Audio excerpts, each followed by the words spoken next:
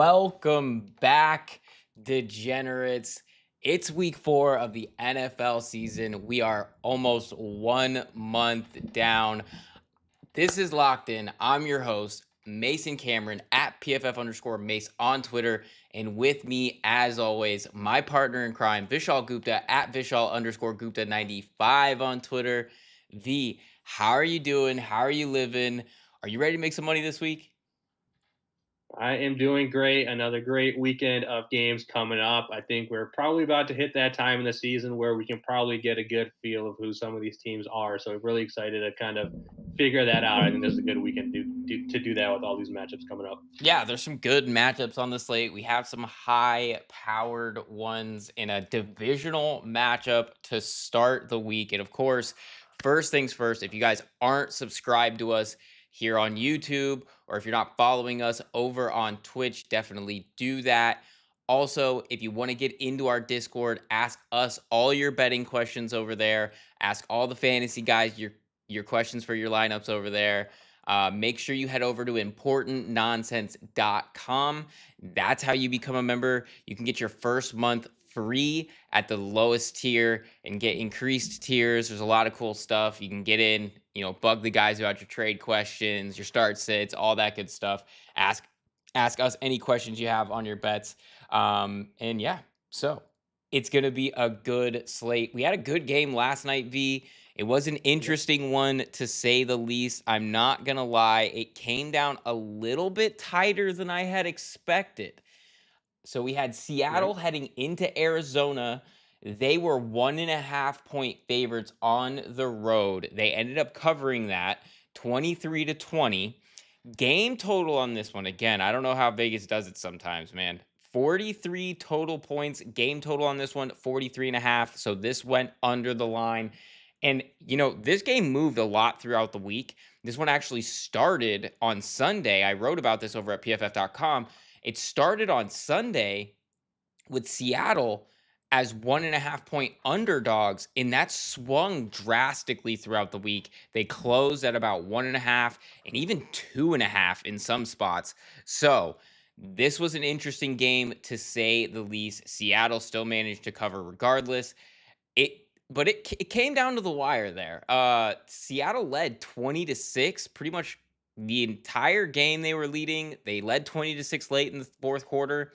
Two late touchdowns from the Cardinals tied it up with under 30 seconds left, but a miscue on the kicking game led to the kickoff landing short of the landing zone. Seattle got the ball at the 40. Big catch by JSN, put them in field goal range, and that was it. And, I've been highly impressed with Sam Darnold this season. He has been incredible. He's been the top graded quarterback in the NFL. He continues to play really, really well. And again, he has another win against a divisional opponent on the road. They're looking great. V, what did you see in this one? Yeah. Also, definitely very impressed with what we're seeing from Seattle right now, especially on offense. Darnold looks good. I mean, outside of week one, he has had three straight really solid performances. He is doing exactly what that Seattle offense needs him to do. And he's not doing any sort of like dink and dunk, being passive or game manager type quarterback. He's pushing the ball down the field, and it is working. They could have had a lot more points yesterday if a couple of those deeper passes had been caught. He put the ball right on the money, I think, every time down the field. They just weren't able to come down with all of them. I think he looks really good. You like what you're seeing out of the running game right now between Walker and Charbonnet. Offensive line is holding up. This Seattle offense has a chance to really compete, not only just to make the playoffs, but to win that division. It's going to be tough. Rams are 2-1, should probably be 3-0. Niners are 3-0. So it's really really tough at the top there, but they have a chance to do something special. Their defense continues to look really good. Three straight games where their defense has played well, getting pressure, taking the ball away. So I think there's a lot to like with this Seattle team overall right now. They're going to be fun to watch going forward. Arizona, on the other hand, I mean, I don't really know what to make of them. I think we talked about them last week heading into their game against San Francisco, and we were both kind of just not very high, even though they were 2-0 going into last weekend. It felt like a not great 2-0 just because the offense wasn't looking all too great for full games, and they were kind of letting these bottom end teams catch up and stay in games when they really should have been blowing them out. And yeah, I don't know. I just there's not too much to be overly thrilled about in this offense. What we saw with Marvin Harrison Jr. for the first 3 quarters was troubling to say the least. The bounce back though in the fourth quarter was really nice to see. Great touchdown catch. Had another big catch on their second touchdown drive. So hopefully there is some momentum building. But just generally speaking, what we've seen from him this season has not been great for a guy who was taken fourth overall and was a number one receiver off the board last year. They just have some stuff to figure out. I mean, it's a little concerning. This is what third year for Jonathan Gannon, and I don't know if this is necessarily trending in the direction the team was hoping for at this point. So a lot to figure out, I think, in Arizona right now. Yeah, for Arizona, it's they're a talented team. They continue to Yeah, sort of beat themselves. Their offensive play calling, I don't think, has been great to start the year. That's going to be a question that they're going to have to answer. They can't really run the ball very well. No more James Conner, and it's just it doesn't look great for them, especially when we have the miscues. So we were talking about this team right before the San Francisco game, and that this team had a chance to win that game against San Francisco, yeah, and the brutal drop from Marvin Harrison Jr. there. That it's just not something that you would expect. I mean, I had the Cardinals as my surprise team to potentially make the playoffs this season. And it's not trending in that direction. Injuries have been an issue, penalties have been an issue, miscues on offense have been an issue. And, it's tough because they're in a really tough spot with their secondary. No Garrett Williams, Will Johnson has been hurt, and the rest of the secondary really hasn't played all that well. So it really has been a tough look. And then you look at Seattle on the other side of the ball, highly, highly impressed. I did not see this coming from Seattle early in the season. I thought we were going to see a regression back to, Sam Darnold's really sort of average play that we've seen from him over the course of his career. I thought, maybe a lot of KOC was going to be in that, but they're running a similar offense. Clint Kubiak there is, I mean, he's just putting them in positions to win. So they've been impressive. I've been highly, highly excited to watch them play every single week, and they're going to continue to be a tough team to beat. And if books continue to misprice them in games like this, I'm going to continue to take advantage of it because they've been very, very impressive against the spread, and I will continue to hammer them. So really like where they're headed in that regard. And so now we head into our picks for the week. We each pick 3 games, so we do not cover every single game in the slate. So of course, if you guys have betting questions, want to ask us about a specific game that we don't mention here, make sure again you head into our Discord. Go to importantnonsense.com, become a member. That's how you can get in there and ask us all of your questions and see more bets that we have every single week. The first one on the slate here, I feel like is just a gimme. I don't understand how this line is quite so short. It does not quite make sense to me. We have the Minnesota Vikings facing off with the Pittsburgh Steelers. Minnesota in this one is -2.5. This is going to be in Dublin, Ireland. And this is actually going to be Minnesota's 5th international series game in the regular season. That is the most by any team in the NFL. And they're 3-1 against the spread in these games. Now, they haven't played so many in recent seasons, but one that they did play was actually last year against Aaron Rodgers' Jets. They covered 2.5 in that game. And Rodgers was not very good in that game. 4.4 yards per attempt, 3 interceptions, 3 sacks. Just not a great look for them. He's really struggled with his sack rate this season as well. I think it's about 25%. Stylistically, this is just a really bad matchup for Pittsburgh and for Rodgers. Minnesota, I mean, we talk about Brian Flores' extremely creative defense. I don't know if I'm sure you've seen it, but Isaiah Rodgers had the highest PFF grade for a single game ever. It was incredible. A ton of big plays. He was fantastic. And it's really puts this Pittsburgh, and that's not the only thing they do well, by the way. They do everything pretty well. They're creative on defense, blitz a lot. They play the run well. I mean, things are going well for Minnesota right now. And of course, you still have Carson Wentz, who, played relatively well last week. He had like 9.9 yards per attempt, and they blew him out. So, and when you come up against Pittsburgh's static offense, it's just they haven't looked very good. I'm not really sold on them really in any regard. Their defense has really struggled. That was supposed to be their strong suit, and really they're okay up front, but Jalen Ramsey has had some miscues, and it just hasn't looked like it's coming together quite like they expected, quite like any of us expected. When Rodgers picked Pittsburgh, we thought, okay, well, now they're going to get a veteran quarterback that's at least going to keep in line and keep them on schedule. And that just hasn't been how it's happened. They're static on offense. They still throw the ball a ton. They can't really run the ball at all. And I think that that's another big issue in this game, which brings me to another bet that I like on top of Minnesota to cover this game at -2.5.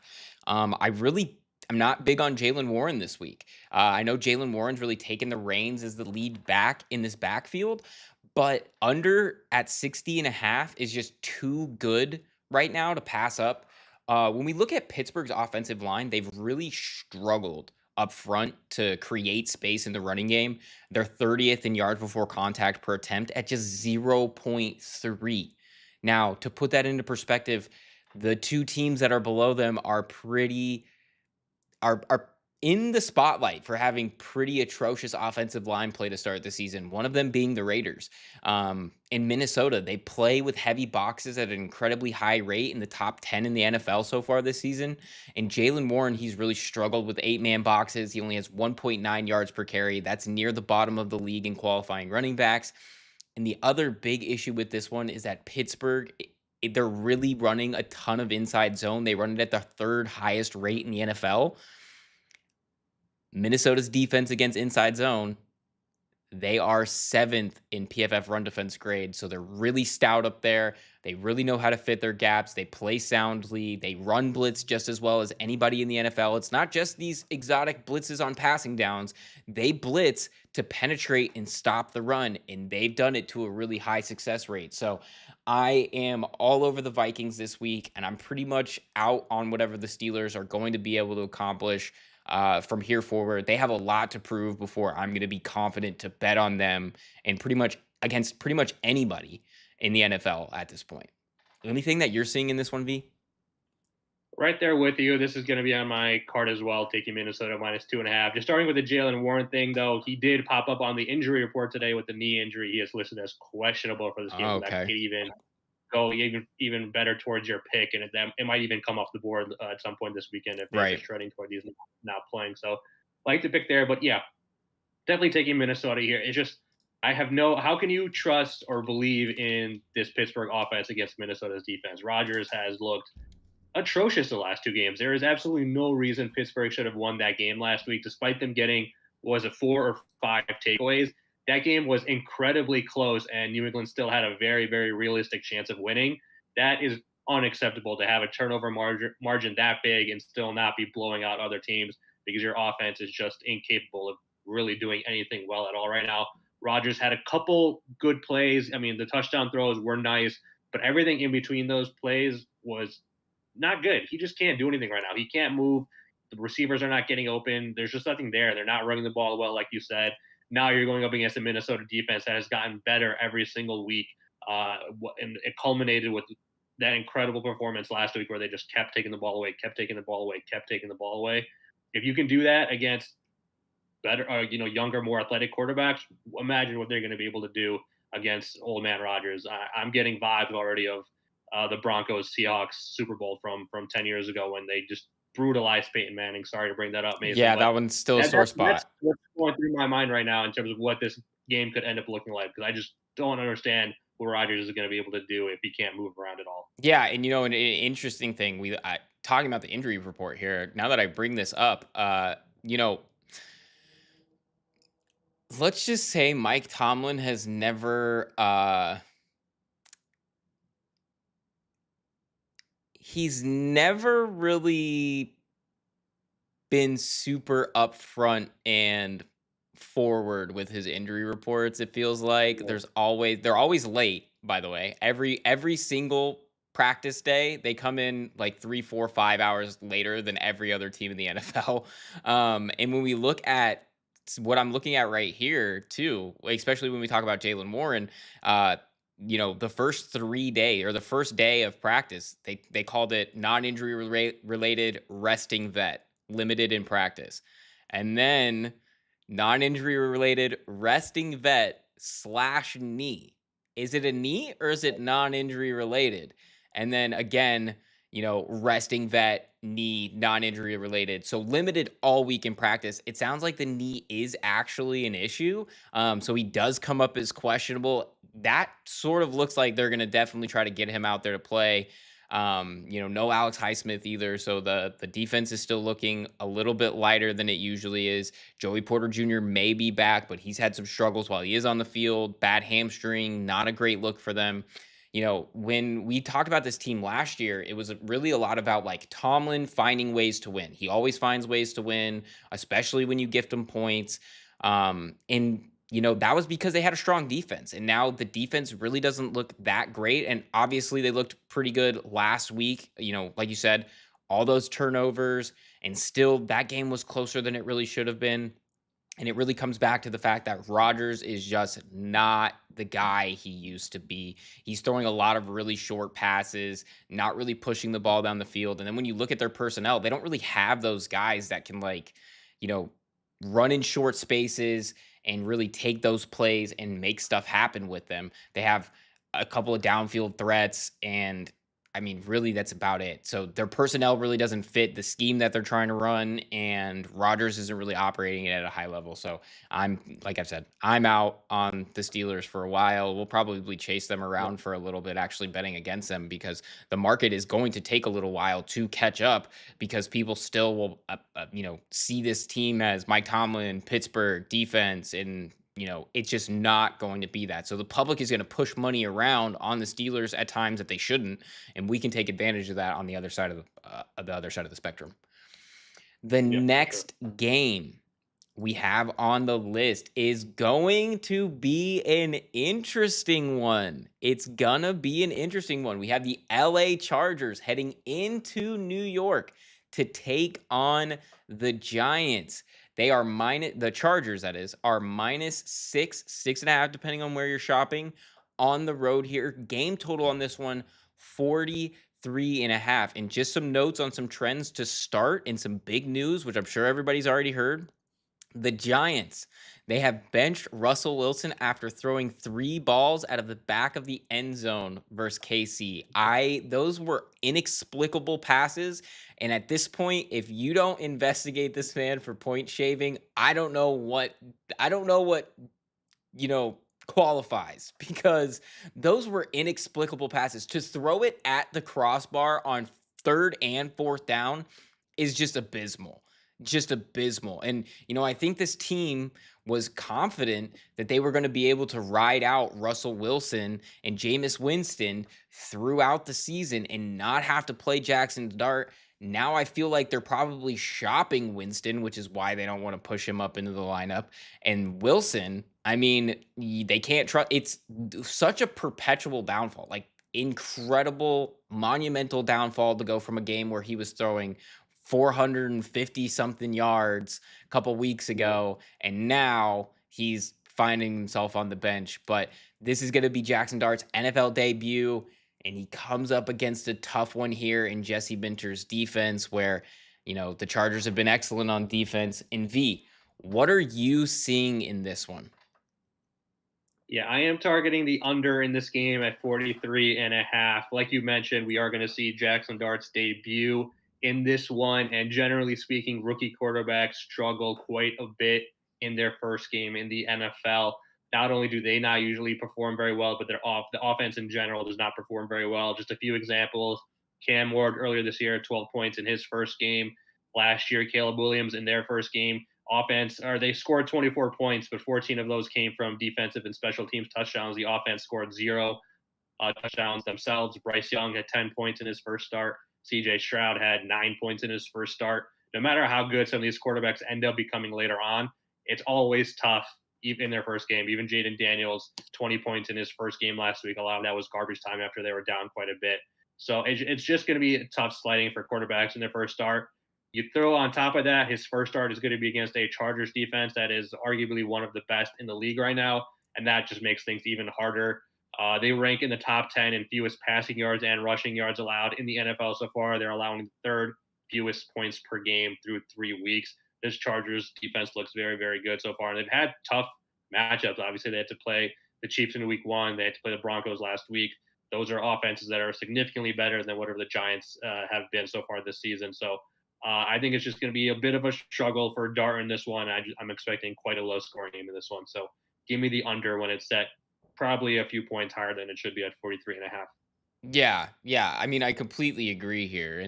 And the thing too is that, the Chargers would essentially, like we talk about a lot, it takes two to tango.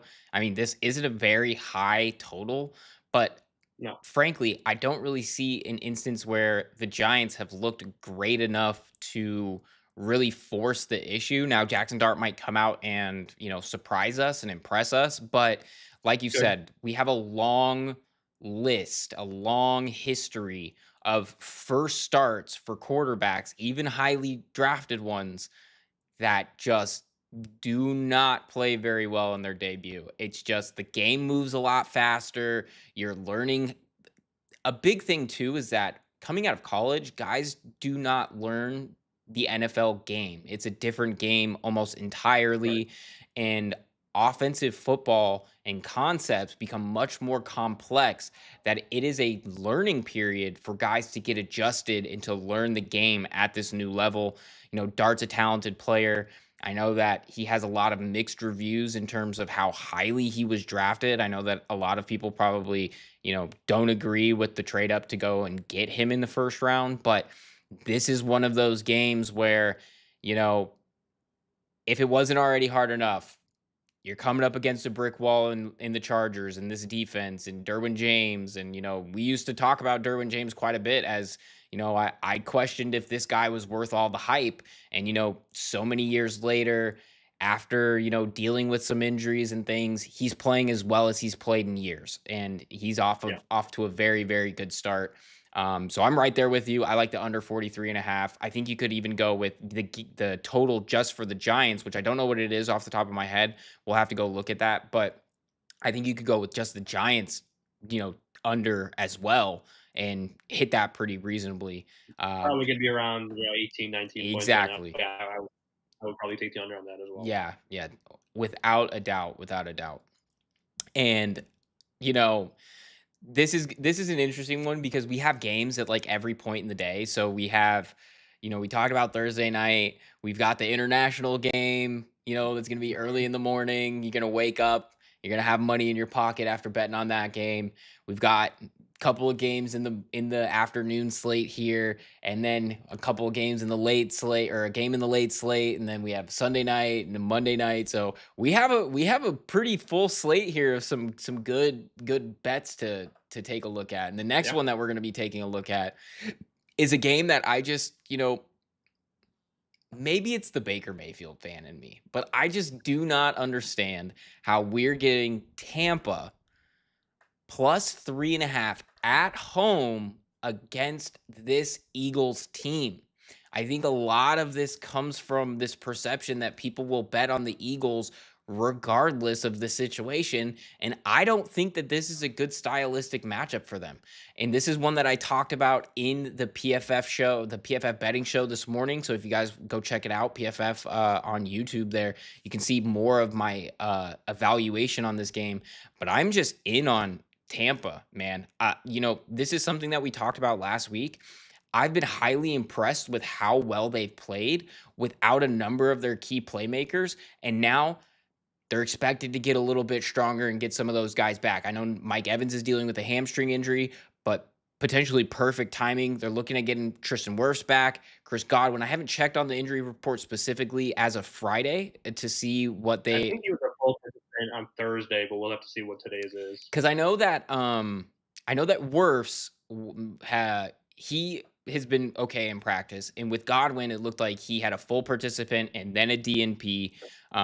But it Okay. didn't sound like he suffered any setbacks or anything. It sounded like it was just like okay, hey, we tested you out, you look good. Let's go ahead and give you a rest day, let you get right, and then we'll evaluate as we move forward. So that's going to Yeah. be something that we have to watch in terms of how this game plays out. And that's something I would be watching leading up to game time. And that's going to dictate how comfortable I am to take this line. But really, off the rip, I like Tampa at +3.5, especially with the hook there. When you have Baker Mayfield and how well he's been playing and the game winning drives that he's been going down, I don't think giving him a hook right here is the right move. Now, if it moves down to like -3 or -2.5, I don't know that I'm quite as comfortable taking it, but at 3.5, I'm very comfortable taking it. And when we talk about this, like, if you look at both of these teams, they're both 2-1 against the spread. But it is a very different 2-1, and it could have gone a very different way if two insane plays last week did not happen with those field goal blocks. Philly covers against the Rams because of that Jordan Davis field goal block for a touchdown. The Rams, they kick that field goal, they cover that game at +3.5 on the road in Philly. And then the Jets, they get a backdoor cover off the very same thing. Tampa Bay, blocked field goal. Baker still ends up finding a way to win that. If those two plays don't happen, Tampa Bay is 3-0 against the spread, and Philly is 1-2 against the spread. And this is not the same Philly team that we saw last season. They have struggled in a lot of regards. They're pretty vanilla on offense. This isn't the first time that they've gotten a lot of criticism of being very vanilla on offense. It feels like every year for the past 2-3 years, we've talked about how they're just vanilla on offense. It was that way last year, it was that way the year before. And when we come up against Tampa, Todd Bowles' defense isn't light. They're a strong unit, and they're well equipped to handle Philly in the run game. They're fourth in run defense grade. They have the lowest success rate allowed on runs at just 15% of runs. And right now, I'm not confident that Jalen Hurts can beat them down the field. I do not think that he can beat them in their funneling sort of defense there. He's 25th in yards per attempt at 6.2, 25th in big time throw rate. He only has 9 completions on throws 10 or more yards downfield. Now, a lot of that comes from they just haven't thrown the ball more than 10 yards downfield. And a lot of those plays came last week when they just let AJ Brown bully the smaller Rams corners. So I I don't think that that's going to be the case here with Jamel Dean and Zion McCollum because those guys are fairly sizable corners, and I don't think that I'm not confident that Jalen Hurts can beat them. And when we look at the issues in Philly's defense, I mean, their strength last year was no one could throw on this defense. No one could throw on this defense. We can talk about their excellent pass rush. They had a great front seven, but no one could throw on that defense. They were incredible. I have a fly around me. They were incredible in coverage, 90 plus coverage grade. It was like 10 plus points higher than any other team in the NFL. This year, they're around the middle of the road, 15th in coverage grade. I mean, and a big reason to that is Adoree Jackson, the guy that they brought in to replace Darius Slay, is not the guy. He is not the guy. He's dealing with a groin right now too.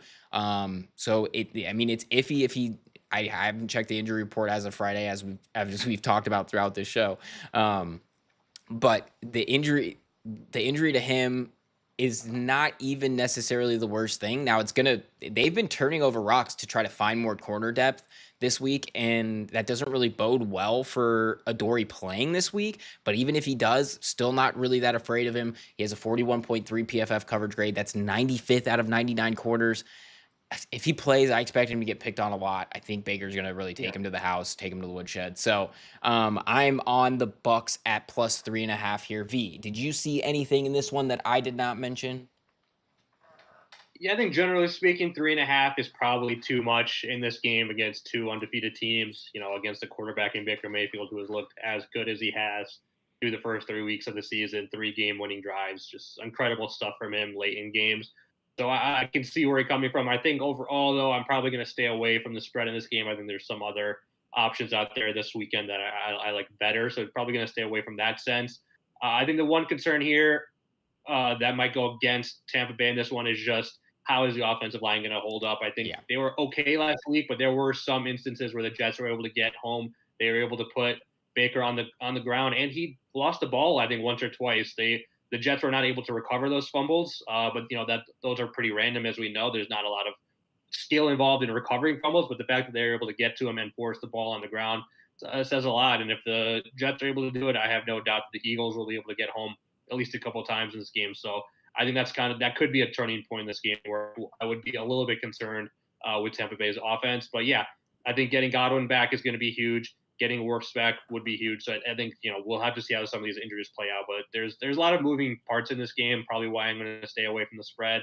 I will probably have a play on the total though in this game coming out. But yeah, not going to touch the spread on this one. Yeah. I mean, I definitely can see that. And, it's an interesting, we talk about, up front in the pass rush and, Baker coughing up the football. That's quietly been another thing you know, I don't think anybody has quite rang the alarm bells in Philly, but when Zadarius Smith is your best pass rusher and Jalen Carter has sort of a growing list of plays where he sort of just looks like he like mails it in, that's a Mm-hmm. concern.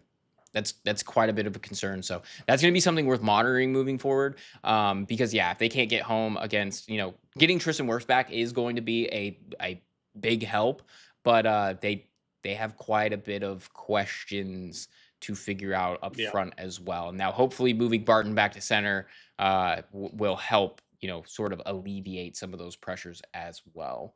Um, the next game we have on the list, I love that you added this one to your card as well. Here we have Jacksonville heading into San Francisco to take on the 3-0 49ers. And again, another mistake by the book, giving Jacksonville 3.5 points on the road here. Game total in this one, 46.5. And if we just talk about some of the trends here for a second, both the Jags and the Niners are 2-1 against the spread, but they've struggled in the position that they currently find themselves in. Or I shouldn't say struggled, but failed a little bit to cover in these games. So the Jags are 0-1 against the spread on the road. The Niners are 0-1 against the spread at home. As we know, close spread last week. They ended up losing that one on to Arizona. I think when we took it though, it was 3, and I or I think I got it at one and a did half we and get it at moved up one to and a two half? and a half. Yeah. Regardless of where you got it from, if you were taking the Niners, you lost because of the safety. Right, That kind of blew exactly. the cover. Blew that Yeah. cover, but they were right there in it. And then when we talk about the Jags, their dropped cover on the road came against the Bengals in that week 2 game where Jake Browning came Yeah. in and played decently well. But looking like Brock Purdy's going to be back this week for the Niners. V, what side of the road are you on for this one? Yeah, similar to your last pick, where you took the Bucks because you're there, you're getting the hook. I'm going to be taking the Jaguars here, getting the hook as well. I think these teams are closer than that, and this is actually more of a toss up than anything. Starting with San Francisco, they're getting Brock Purdy back. He has officially been ruled healthy. He was a full participant, no injury designation, so he will be back starting in this one. So that's a good sign for San Francisco. But generally speaking, that offense has not been great so far this year. They've been okay. They've scored 17 or fewer points in 2 out of their 3 games. Their running attack has really struggled, 77 or fewer rushing yards in 2 out of their 3 games this year. Now they're going up against a Jacksonville defense that has played very well so far through 3 weeks. They've been very solid. 3 takeaways in each of their first 3 games. That's pretty remarkable. They are first in the league in takeaways. They've allowed exactly 10 points in 2 out of their 3 games this year. They're doing a good job holding offenses to a few points, and they're allowing the 4th fewest rushing yards per game. So now you have a San Francisco offense that can't run the ball, and you're going up against a Jags defense that is good at stopping the run. So it really feels like this game is going to come down to Brock Purdy's arm, and obviously we know he has the ability to win with his arm, but again, he's coming off of an injury. The entire passing attack is dealing with various injuries or suspensions or whatever it is. So there's a lot of moving parts there. Juwan Jennings and Ricky Pearsall are listed as questionable for this game. Demarcus Robinson is returning from his 3-game suspension. So I think way too many moving parts for me on this San Francisco passing attack to feel comfortable taking them at a spread this big when you're giving up the hook. So I think there's enough good stuff happening with Jacksonville's defense where they should be able to stay in this game. And, there's enough positive signs, I think, offensively to feel comfortable. You like what they're seeing from the rushing attack.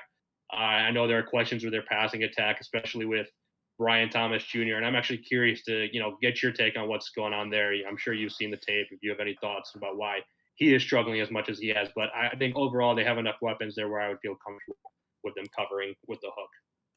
You know,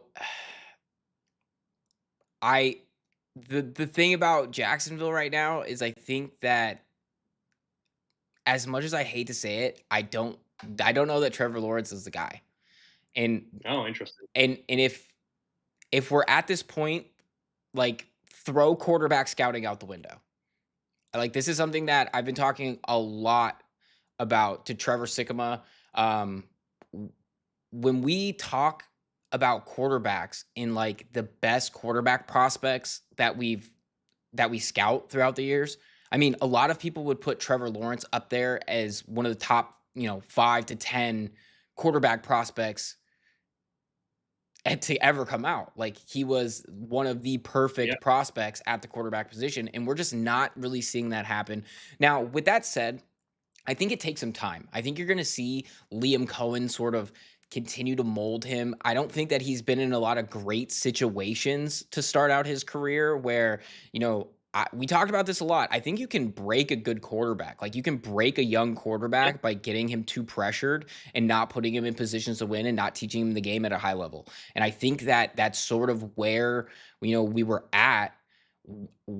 And now I think that they're going to get better, but it's going to take some time. It's going to take some transitioning. And I don't necessarily know that it's all Trevor Lawrence.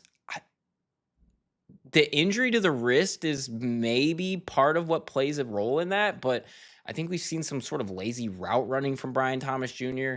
I don't think we've seen, and the reason why I pin a lot of it on Trevor Lawrence too is that we really just haven't seen a lot of great plays out of Travis Hunter either. And we know that he's an extremely talented receiving prospect as well.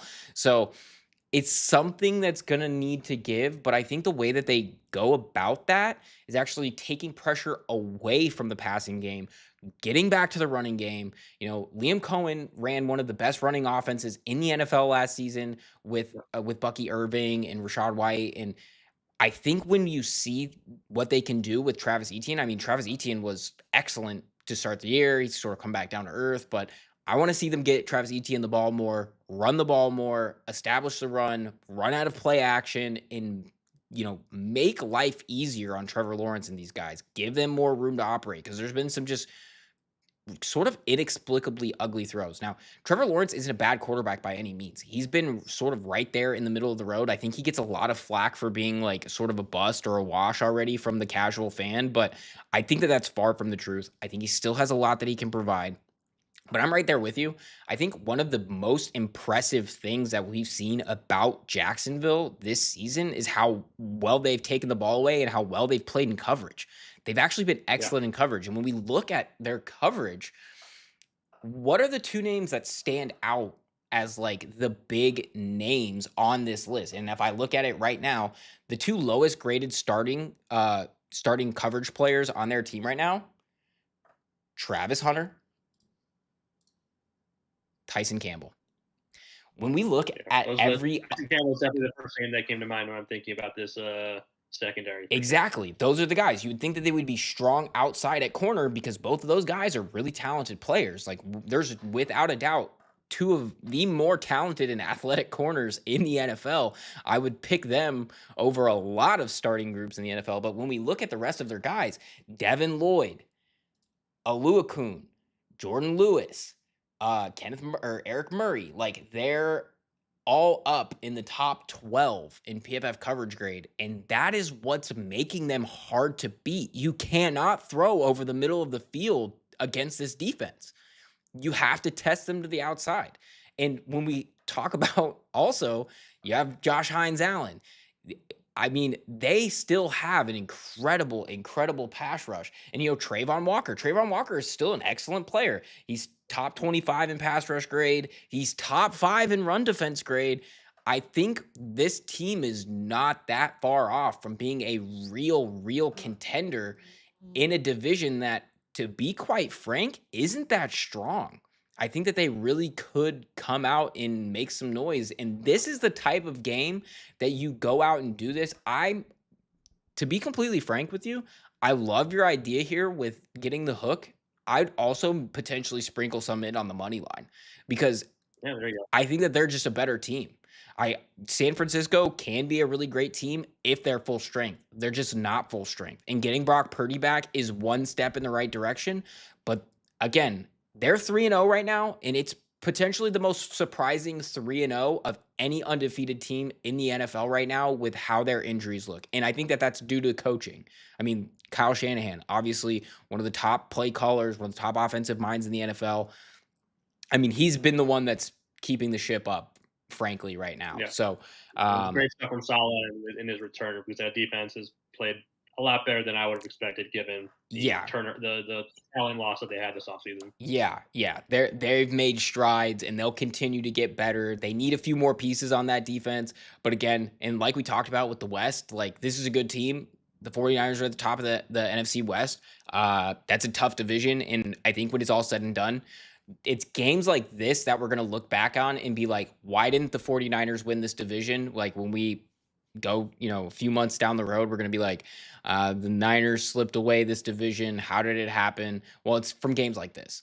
It's going to be from games like this where when we come into the schedule and the 49ers were slated with the easiest strength of schedule in the NFL this season. And it was because of games like this on their schedule where it comes out and it's like, well, yeah, the win percentage wasn't very high, but when you look at win total projections for teams from like sports books and you incorporate that as your strength of schedule, the Niners were not as strong.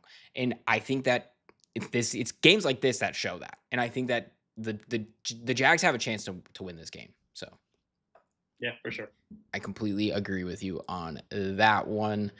And the next game we have on the list is wow. Uh, for this game not to be, thank you, Cleveland. You're right. If Yes. Cleveland doesn't win that game, there's a 0% chance that this spread is under 7 on the road for Green Bay. And so we have Green Bay heading into Dallas to take on the Cowboys. They are minus 6.5 on the road here. Game total in this one about 46.5 points. I think that number 47, even at DraftKings, 47.5. I think that number, I think this whole game is mispriced. I think there's opportunities all over this game. I know that you're on the side of Green Bay. I'll let you get into that here in a second, but I just want to say, one thing. Micah Parsons returned to Dallas, and Jerry Yeah. Jones is giving him as much bulletin board material as That humanly man is possible. doubling down, tripling down, quadrupling down. It is unbelievable. If Jerry Jones has given Micah Parsons and the Packers enough ammo that if this game could be 50 to nothing in the third quarter, they're not pulling starters. They're going pedal to the metal. They're going to try to beat this team by 70. I don't think you could put a spread high enough on what this game will look like, especially with how bad Dallas has played. I took a big lump on the Cowboys not showing up at all against one of the worst coverage units in the NFL and the Bears. Dak looked like did not know how to throw the ball downfield. They had so many throws on third and fourth down that were short of the sticks that I was utterly shocked. No CD Lamb in this game. I mean the list goes on. Poor pass protection. Again, this is one of those things where books know people will bet on Dallas. Dallas fans are, to be nice, irrational is sort of the Yeah. nicest way that I can put it. So that's the only reason that this game is minus 6.5. And obviously, shout out to Cleveland for the win there, just so that we're all on the same page. Cleveland's defense is the best defense in the league, and Dallas's defense may in fact be the worst. So Probably the worst. like I already said, you're on the side of Green Bay here at minus 6.5. Tell us what you're seeing in this one. Yeah, I think you just have to take the Packers in this one. Start with Dallas's defense. They have been just downright horrendous this season. They've allowed 37 and 31 points in each of the last 2 weeks. They're allowing the sixth most points per game in the NFL. They have just 4 sacks and 1 takeaway on the season, both ranking them in the bottom 5 in the league. Expect this Green Bay offense to take off this week, especially after their struggles last week, only putting up 10 points. It should be a nice turnaround for them where they're going to really put the foot on the gas, like you said. And I'm expecting fireworks from that Green Bay offense. Dallas dealing with some injuries. You already mentioned CeeDee Lamb, but they're also going to be out without Tyler Booker, their rookie guard, who's dealing with an injury right now. So their line is going to be shorthanded. And this is not a good team to have issues with their offensive line. A lot of good players on that Green Bay defensive line. You mentioned Micah Parsons is obviously the big one, but they have a lot of other really good players. Rashawn Gary on the other end too, a lot of solid players. But yeah, this is going to be the Parsons breakout game. I think he's been good in his first 3 weeks with Green Bay, but I think this is really where he's going to officially become a Packer, and he's just going to terrorize Dak Prescott in this game. He's a full go, no injury designation for him. I expect Green Bay to have a lead for the entire game, so Dallas is going to be in a lot of passing situations. That's going to give Parsons plenty of opportunities to tee off and really pad the stats there. This should be a blowout in every sense of the word. This Dallas team is atrocious, and I have no idea what Jerry Jones is doing. This guy is just completely off the rocker. I cannot believe an owner is making the comments that he is making. Just I don't know. I don't even know what to say. It's just completely befuddling. I and yeah, I mean, they're just it's a mistake. And to be frank, this is a Jerry ego getting in the way of decision making. I mean, Jerry's an older guy. Like, he does not have too many years left to be trying to chase a ring. Like, he's going to eventually have to step away from the game. And Mm-hmm. you know, this isn't the type of move you make if you are a guy who like wants to see your team succeed while you're still in the building. I don't think that they're anywhere near what even even with Micah, I still think that they're numerous pieces away from actually Yeah. being an accomplished football team. And when we look at, some of their metrics in PFF grading as a team, they're 31st in PFF defensive grade. And that comes with two massive drops in run defense grade. They really cannot stop the run against anybody. They're 31st in that coverage grade, the same thing. They're 27th in that. Caleb Williams just went from, we had a laundry list of plays where he just missed guys, by a mile. And, he plays this Cowboys defense and he looks unstoppable and gets, NFC player of the week. And I, you know, I think it's going to be an issue. I mean, and not I know it's going to be an issue, but it's going to be an issue for a long time. They're going to continue to struggle. They can't block up front. They're not playing defense well. Like I said, Dak inexplicably, did not throw the ball downfield. Now they have no CeeDee Lamb. All they have is George Pickens, who's already throwing a fit on sidelines. And I think that the dysfunction in Dallas right now is palpable. And if you're going to give me them under 7 any week, even at home, I'm going to take them as well. Or I mean, I'm going to go against them as well. So I'm right there with you. And I think that, I was just actually about to look this up. I'm interested in seeing what some of the rushing lines are for Josh Jacobs. yeah, for Josh Jacobs, because it is, I mean, if it's not 85 plus yards, like you could get in on that and get in on some alts because he's gonna go for like a buck 20 against this unit. Let's see. It looks like, let me pull this up over here. It looks like, yeah, you can get some pretty solid alt lines for him in this one. And like you said, I expect them to lead from bell to bell here as well. You can get him for 20 plus rushing attempts at plus 118. Now, that's pretty high in rushing attempts. I think that eventually they'll probably take him out. But, 70 and a half yards is just not high enough for a game like this where, like we said, they're going to be leading from bell to bell. Looks like at DraftKings, you can take the alt line at plus 100 at 320. Like, I mean, you could create a little same game parlay here Like, and we always talk about not necessarily parlaying things. I think when we talk about, you know, same game parlays, it has to be sort of fitting a potential game script idea. Now, parlaying 12 different games on the slate is never a good move. When we're going to be talking about a same game parlay, it's saying these things are tied together and are correlated. So if we were to say like 20 plus rushes, 100 yards, and let's see, game lines, we can even take, gosh, if we were to take them to cover by 10, which I don't think is that unrealistic, you're looking at a 675 for 3 picks that I don't think are that outlandish. So, Right. Yeah. That's definitely a potential play onto that one. And I really like your pick. Minus 6.5 is a shoe in it. It looks like it's already moved to 7 at DraftKings, and you can get it. That's why we tell you make sure you guys shop around. But yeah, even at 7, I'm not afraid of it. They could have taken this game.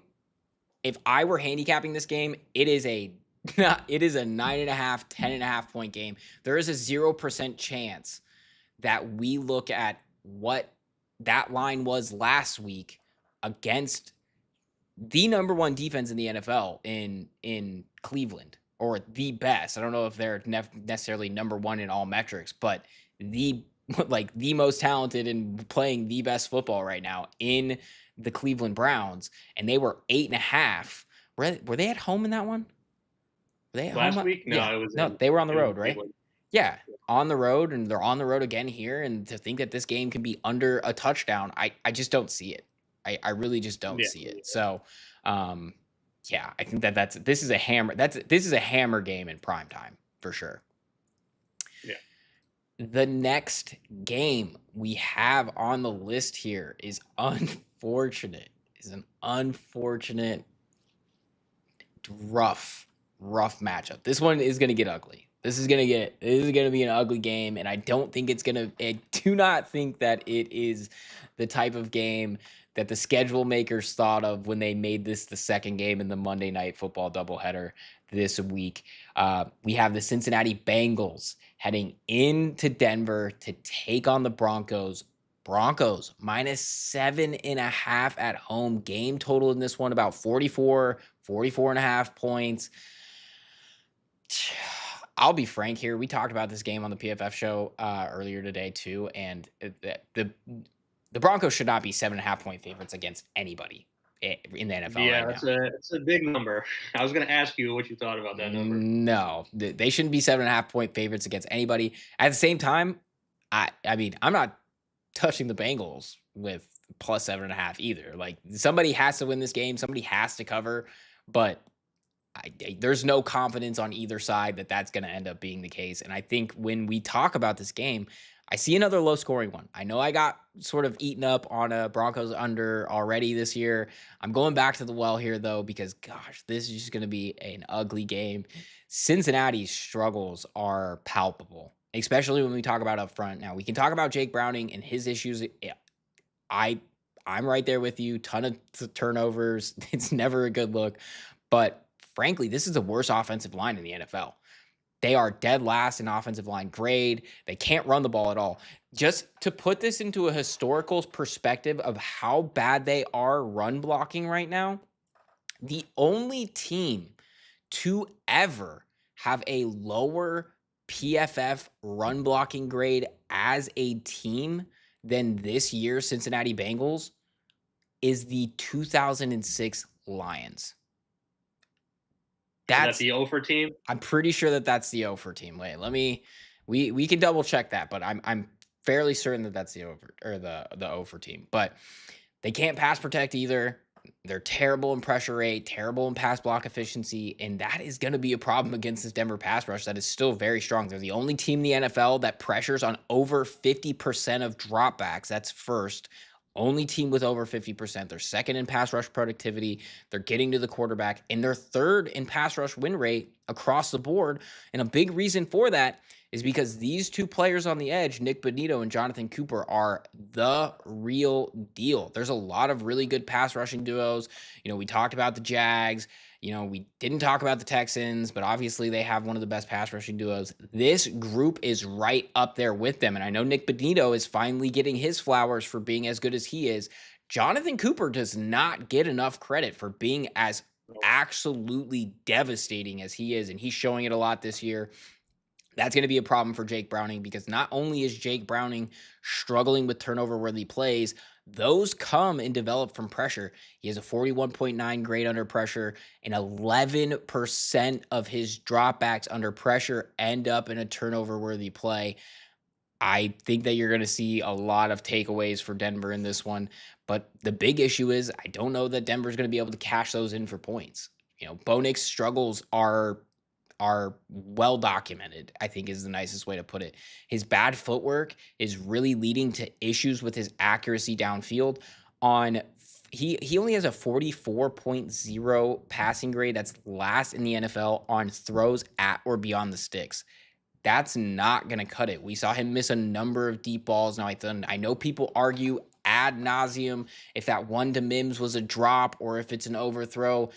Does Mims have a shot at it? Sure. But if you don't think that that's an It should have been overthrow, a lot easier of an attempt than it was. He was wide exactly. open. Nobody was within 10 yards of him. You shouldn't have to dive for that For ball, that right? ball. Right, exactly. And even if he were to catch it, that doesn't mean that he's scoring on that because that ball is He's going so out of bounds. he's going out of bounds Yeah. because that ball is so overthrown. He's got to lay out for this ball, and that's just not going to be the case. On throws 10 or more yards downfield, Bo Nix has a 34.8% adjusted completion percentage. Now, adjusted completion percentage takes out things like throwaways, spikes, things like that. So that's dead last in the NFL.